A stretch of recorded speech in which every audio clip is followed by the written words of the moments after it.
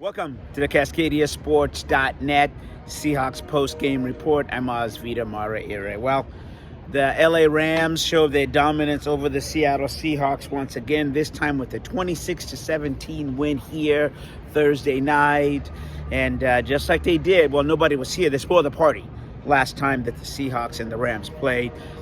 What made it worse is this time there were fans here. Some of you remember during COVID, what happened was they played here for the playoff game, the wild card game, and the Rams came in here and beat the Seahawks. But today, again, a little bit more salt to the injury. Russell Wilson was injured in the third quarter on his finger over there, and nobody really knows the extent. Obviously, the team's going to go through testing.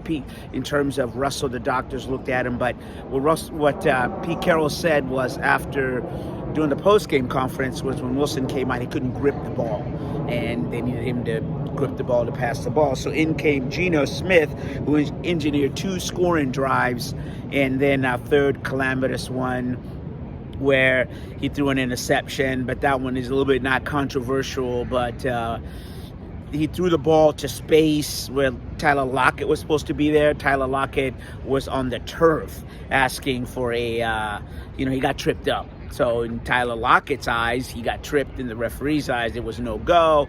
But all that mattered was the Rams picked off the ball, and that was really the end of the ball game. And here is the Seahawks played a good first half, but a third quarter, this seems to be a continuing trend with the Seahawks where they cannot play a full game. Either they play a good first half, a good third quarter, but they just can't play full quarters. And it takes full quarters to win a game. So that's something the Seahawks cannot do. And here's Pete Carroll on another, this time, a calamitous third quarter. And they gave up a big play that they really took the wind out of the Seahawks' sail. It's a really disappointing second half for us. First half of the game kind of went like we had hoped. We keep it close and play tough and see what would happen. We had a chance to be up, save the penalty that happened to us right at the end of the half. Really nice 2-minute drive. Would have capped it off well. Unfortunately, we didn't get that done. And then the second half, we just didn't. We had one monster play that happened in the game, and we were in command of the 3rd and 10, and we were on top of it and all that. And they make a I don't know what kind of play that was. It was a very fortunate play, but it changed the field position and gave them a chance, and then they went ahead and scored and took advantage of that. That was a huge play in the game, I thought, and unfortunate. It was an unusual game in that we defensively played really well on third down. That was one of their 2 conversions in the game, and usually that gives you a really good chance to play well, like we did in the first half. But there was just too many big plays. Stafford, hitting both Robert and Cooper over the middle.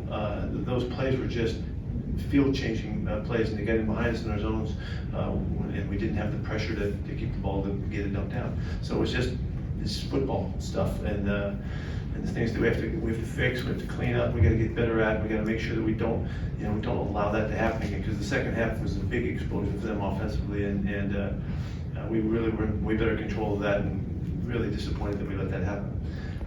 There you go. Pete Carroll talking about the team's inability, a disappointing loss, and the team's inability to play a full quarters, and also, as I said, about that calamitous play that really was, it was 3rd and 10. You give up 68 yards, and the Seahawks players were there, but they were unable to, the DBs were there and just unable to adjust to the ball. Deshaun Jackson, the Rams went and scored just a play later, and they took the lead 16-7, and that was it.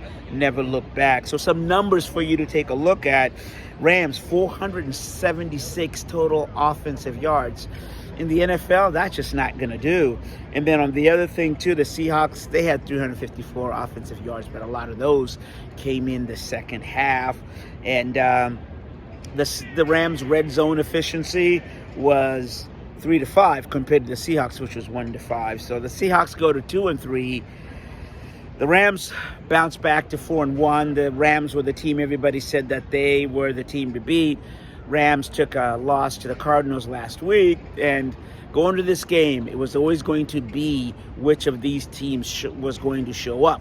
Was it the Rams? The good Rams that everybody thought was going to go to the Super Bowl before they lost to the Cardinals, in which Seahawk team was going to show up after the Seahawks finally, won the first game, lost 2, and then they won last week, and everybody said, well, they look like they beat the 49ers, and maybe the Seahawks have turned the corner. They have not. They're not getting pressure on the quarterback. The defensive backs, they're still miscommunication. Are they playing cover 2, cover 3?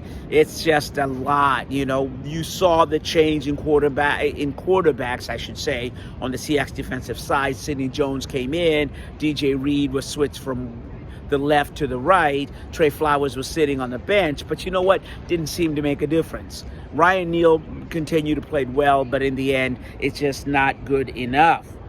So hopefully the Seahawks have about 10 days before their October 27th game at Pittsburgh. And, they seem to do better on the road than they're doing at home, which isn't much when you're 2-3. So the Seahawks, again, just not good enough. The inability to play 4 quarters. For the CascadiaSports.net post-game report, Seahawks post-game report, which to add in there, I'm Osvita Mara Ire.